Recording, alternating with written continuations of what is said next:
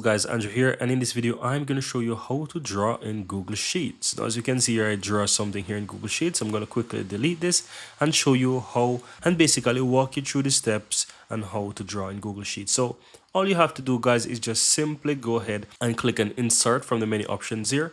Look in the list and you'll find drawing.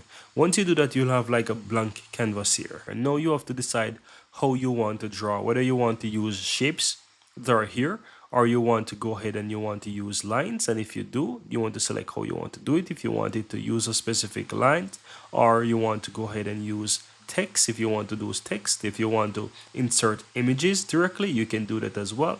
Or have a look at this. You can do, like, for example, word art if you want to do something like that as well. So if you want word art, you can do something like that, and you can just put whatever you want, right? But in this case, I'm going to draw something freehand. In order to draw something freehand, you need to click the drop down and select, for example, the scribble options here. So I'm going to select this, and let's say I want to draw a box. I'm going to simply make something like this. As an example, as you can see, I'm going to put another one inside. You get the general idea what's going on here. So if you want to draw in Google Sheets, guys, it is very easy to do. All you have to do is just simply go ahead and, do.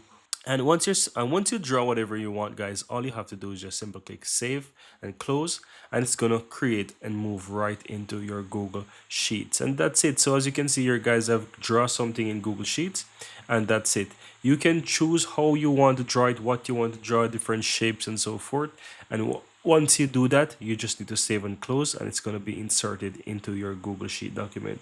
And that's it. At any point in time you want to go ahead and edit it or delete it, you can click on it, and it's going to allow you to edit it. It will take you right back into it, and you can make changes to it. Or if you want to remove it for any reason, you can do so as well.